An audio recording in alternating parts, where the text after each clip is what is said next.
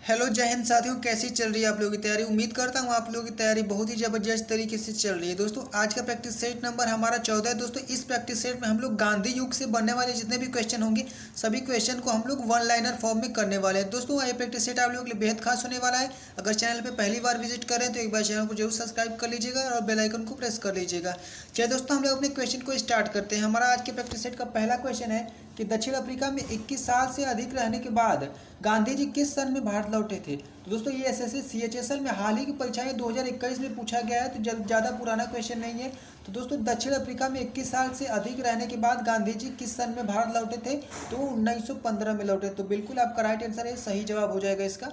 चलिए साथियों आगे हम लोग अपने नेक्स्ट क्वेश्चन की ओर बढ़ते हैं। साथियों हमारा बहुत ही इंपॉर्टेंट क्वेश्चन है कि बुनियादी शिक्षा या वर्धा योजना को किसने दिया था। तो बुनियादी शिक्षा या वर्धा योजना को किसने दिया था, तो बिल्कुल राइट आंसर आपका बी हो जाएगा। किसने दिया था, महात्मा गांधी ने दिया। तो बहुत आपका सही जवाब हो जाएगा। चलिए साथियों अगले क्वेश्चन की ओर हम लोग बढ़ते हैं। अगला दोस्तों आपका क्वेश्चन कि लंदन में पहला गोलमेज सम्मेलन किस वर्ष आयोजित किया गया था। तो दोस्तों लंदन में पहला गोलमेज सम्मेलन 1930 में किया गया था। बात करें दोस्तों वो दूसरा गोलमेज सम्मेलन 1931 में किया गया था, तो आपको इसको भी ध्यान रखना है। दोस्तों एक बहुत ही सवाल फेमस है कि तीनों गोलमेज सम्मेलन में भाग लेने वाले कौन से नेता थे। तो तीनों गोलमेज सम्मेलन में भाग लेने वाले कौन से नेता थे, तो BR अम्बेडकर थे। कौन, भीमराव अम्बेडकर आपके थे, जो कि तीनों गोलमेज सम्मेलन में भाग लेने वाले थे। दोस्तों ये बहुत ही फेमस क्वेश्चन है, बार बार एसएससी इसको पूछती है, आप लोग को भी ध्यान रखना है। अगला दोस्तों हमारा क्वेश्चन है कि चंपारण सत्याग्रह निम्नलिखित में से किस वर्ष शुरू हुआ था। तो चंपारण सत्याग्रह निम्नलिखित में से किस वर्ष शुरू किया गया था। बिल्कुल दोस्तों ये 1917 में किया गया था। ये दोस्तों कहाँ पे किया गया, तो बिहार में किया गया था। किस लिए किया गया था, ये जो बिहार में अत्याचार हुआ था तीन कठिया प्रणाली को रोकने के लिए और नील की खेती को रोकने के लिए, ये बिहार में चंपारण सत्याग्रह लागू किया गया था। चलिए साथियों आगे हम लोग बढ़ते हैं। दोस्तों हमारा अगला क्वेश्चन है कि 1932 का पूना पैक्ट महात्मा गांधी और किसके बीच समझौता हुआ था। तो 1932 का पूना पैक्ट किसके बीच हुआ था, तो भीमराव अंबेडकर और महात्मा गांधी के बीच में ये समझौता हुआ था। दोस्तों पूना पैक्ट कब हुआ था, तो ये 1932 में हुआ था। तो आपको भी इसको सन भी ध्यान रखना है। चलिए साथियों अगले क्वेश्चन की ओर हम लोग बढ़ते हैं। दोस्तों हमारा अगला क्वेश्चन है कि निम्नलिखित में से कौन स्वतंत्रता आंदोलन के भारत छोड़ो चरण में एकमात्र शहीद थे जिन्हें फांसी दी गई थी। तो किनको दी गई थी फांसी, दोस्तों कुशाल कोमर को दी गई थी। किनको, कुशाल कोमर को दी गई। तो बिल्कुल आपको ध्यान रखना है, हमारा सी राइट आंसर हो जाएगा इसका। चलिए साथियों नेक्स्ट क्वेश्चन की ओर हम लोग बढ़ते हैं अपने। दोस्तों हमारा अगला क्वेश्चन है कि निम्नलिखित में से किस वर्ष सविनय अवज्ञा आंदोलन पूरी तरह बंद हो गया। तो सविनय अवज्ञा आंदोलन किस सन में पूरी तरह से बंद हो गया। तो बिल्कुल दोस्तों आपका राइट आंसर भी हो जाएगा। 1934 में पूरी तरह सविनय अवज्ञा आंदोलन बंद हो गया था। तो इसको ध्यान देना है। साथियों हमारा अगला बहुत ही क्वेश्चन इंपॉर्टेंट है कि राजघाट किसकी समाधि है। तो राजघाट में किसकी समाधि है, जी हाँ दोस्तों बिल्कुल महात्मा गांधी की समाधि है। राजघाट में किसकी समाधि है, महात्मा गांधी की। ध्यान देना है। अगला क्वेश्चन, जवाहरलाल नेहरू ने किसके निधन पर कहा हमारे जीवन का एक रोशनी चली गई। तो जवाहरलाल नेहरू ने किसके निधन पर कहे थे, ये महात्मा गांधी जी का जब निधन हुआ तो जवाहरलाल नेहरू ने कहा था कि हमारे जीवन से एक रोशनी चली गई। तो बिल्कुल आपको ध्यान देना है, ये कथन पूछ सकता है आपसे। चलिए साथियों अगले क्वेश्चन की ओर बढ़ते हैं। अगला हमारा क्वेश्चन है कि जवाहरलाल नेहरू के अनुसार निम्न में किसी आधुनिक भारत के मंदिरों के रूप में जाना जाता था। तो किसे जाना जाता है, तो बांधों को, जो कि आधुनिक मंदिरों के रूप में जाना जाता है। बिल्कुल आपको ध्यान देना है कि राइट आंसर हमारा इसमें ये हो जाएगा, बांध हो जाएगा, सही जवाब होगा आपका। चलिए साथियों अगले क्वेश्चन की ओर बढ़ते हैं। अगला हमारा क्वेश्चन कि महात्मा गांधी को दक्षिण अफ्रीका में एम्बुलेंस सेवाओं में उनके योगदान के लिए अंग्रेजों ने कैसरे हिंद की पदक से सम्मानित किया था। यानी अंग्रेजों ने केसरे हिंद से जो कि सम्मानित किया गया। तो ये किसने किया था, तो लॉर्ड हार्डिंग ने किया था। किसने किया था, लॉर्ड हार्डिंग ने किया। तो बिल्कुल आपका सही जवाब सी हो जाएगा इसमें। साथियों हमारा अगला क्वेश्चन कि Swaraj is my birth right and I shall have it, यह किस नेता का कथन है। तो दोस्तों ये किस नेता का कथन है, तो बिल्कुल दोस्तों राइट आंसर आपका सी बाल गंगाधर तिलक का है। किसका कथन है, बाल गंगाधर तिलक का। तो आपको ध्यान रखना है। अगला दोस्तों हमारा क्वेश्चन कि रविन्द्रनाथ टैगोर ने गुरुदेव की उपाधि किसने दी। तो रविन्द्रनाथ टैगोर को गुरुदेव की उपाधि किसने दी थी। तो बिल्कुल दोस्तों आपका राइट आंसर हो जाएगा ए, महात्मा गांधी ने दिया था। किसने दिया था, महात्मा गांधी जी ने दिया था रविन्द्रनाथ टैगोर को गुरुदेव की उपाधि। तो ध्यान देना है। दोस्तों हमारा नेक्स्ट क्वेश्चन है कि बिस्मार्क ऑफ इंडिया किसे कहा जाता है। तो बिस्मार्क ऑफ इंडिया किसे कहा जाता है, तो सरदार वल्लभ भाई पटेल को कहा जाता है। तो बिल्कुल आपका राइट आंसर भी सही जवाब हो जाएगा इस क्वेश्चन का। साथियों हमारा अगला क्वेश्चन है किसने महात्मा गांधी को भिखारी के लिबास में एक महान आत्मा के रूप में विख्यात किया था। तो किसने महात्मा गांधी को भिखारी के लिबास में एक महान आत्मा कहा था। बिल्कुल दोस्तों रविन्द्रनाथ टैगोर ने कहे थे। किसने कहा था, रविन्द्रनाथ टैगोर ने कहा था। तो राइट आंसर आपका 20 में सही जवाब हो जाएगा। अगला दोस्तों हमारा क्वेश्चन है निम्न में से कौन सा एक असहयोग आंदोलन को प्रारंभ करने का कारण नहीं था? तो असहयोग आंदोलन को प्रारंभ करने का इसमें से कौन सा कारण नहीं था दोस्तों? नमक कानून इसमें से नहीं था। तो नमक कानून इसमें से नहीं था दोस्तों। ये यूपीपीसीएस 2017 के पेपर में ये सवाल पूछा जा चुका है, तो आपको थोड़ा सा ध्यान देना इस पर।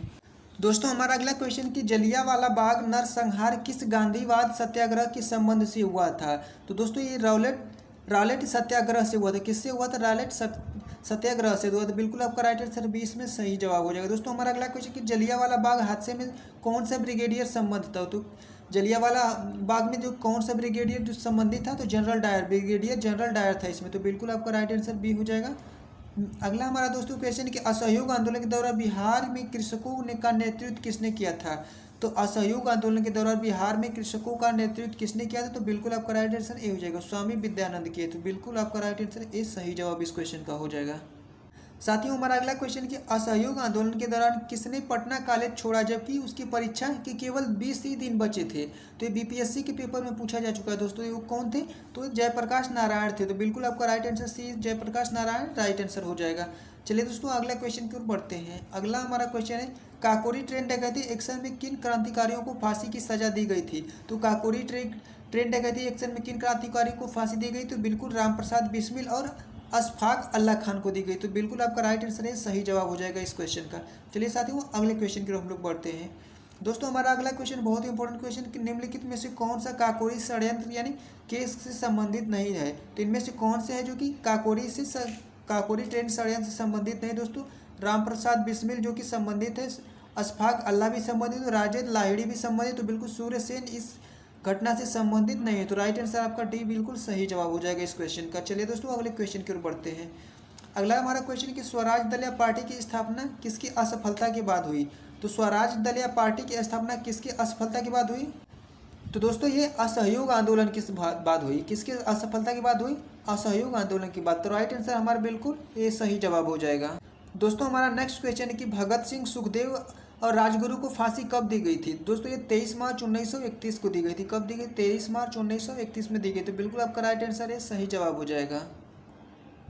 साथियों हमारा अगला क्वेश्चन बहुत ही इंपॉर्टेंट है कि निम्नलिखित में से किसने गांधी जी के नमक आंदोलन में भाग लिया था? तो गांधी जी के नमक आंदोलन में भाग किसने लिया था? इन सभी ऑप्शन में से सरोजिनी नायडू भी ली थी और राजकुमारी अमृत कौर भी ली थी, फिर कमला देवी चट्टोपाध्याय भी ली। तो बिल्कुल आपका राइट आंसर डी हो जाएगा। इसमें उपरोक्त सभी लोगों ने नमक कानून में भाग लिया था। अगला हमारा क्वेश्चन कि इनमें से द्वितीय गोलमेज सम्मेलन में भाग नहीं लिया था। तो द्वितीय गोलमेज सम्मेलन में किसने भाग नहीं दिया? तो जवाहरलाल नेहरू ने नहीं लिया था। तो बिल्कुल आपका राइट आंसर डी हो जाएगा, जवाहरलाल नेहरू जो कि द्वितीय गोलमेज सम्मेलन में भाग नहीं लिए थे। तो बिल्कुल आपका राइट आंसर डी सही जवाब होगा। साथियों अगला क्वेश्चन कि निम्नलिखित में से कौन सा गोलमेज सम्मेलन वर्ष 1932 में हुआ था? दोस्तों पहला गोलमेज सम्मेलन कब हुआ था? तो 1930 ईस्वी में हुआ। तो बात करें दोस्तों दूसरा गोलमेज सम्मेलन हुआ तो 1931 में हुआ था। दोस्तों तीसरा गोलमेज सम्मेलन कब हुआ था? तो 1932 में हुआ। तो आपको ध्यान रखना है कि तीसरा गोलमेज सम्मेलन 1932 में हुआ था। तो चलिए साथियों अगले क्वेश्चन की ओर बढ़ते हैं। अगला दोस्तों हमारा क्वेश्चन है, अगला साथियों हमारा क्वेश्चन कि निम्नलिखित में से कौन सा सुमेलित नहीं है? तो भारतीय जल सेना अधिनियम कब 1942 में हुआ था? ये बिल्कुल राइट आंसर आपका है दोस्तों। बी नंबर आपका ऑप्शन है कि सविनय अवज्ञा आंदोलन 1930 में हुआ था। बिल्कुल ये भी राइट आंसर आपका है। द्वितीय गोलमेज अधिवेशन 1931 में हुआ था। अभी इसको बात की सांप्रदायिक निर्णय दोस्तों आपका राइट आंसर इसमें नहीं है। तो बिल्कुल आपका राइट आंसर डी हो जाएगा। चलिए दोस्तों आगे हम लोग बढ़ते हैं अपने नेक्स्ट क्वेश्चन की ओर। साथियों हमारा अगला क्वेश्चन कि भारत में नियोजित विकास विरोध किसने किया था? तो भारत में नियोजित विकास विरोध किसने किया था? तो दोस्तों आपको बताना है भारत में नियोजित विकास विरोध किसने किया? दोस्तों बिल्कुल आपका राइट आंसर ये हो जाएगा, महात्मा गांधी ने किया था। किसने किया था? महात्मा गांधी ने किया था इनका विरोध। तो साथियों हम बस दोस्तों आज की इस वीडियो में इतना ही, फिर मिलेंगे अगले क्वेश्चन के साथ जो कि अगले प्रैक्टिस सेट में। तो दोस्तों अगर वीडियो आपको पसंद आए तो एक बार चैनल को जरूर सब्सक्राइब करिए और वीडियो को लाइक कर दीजिएगा।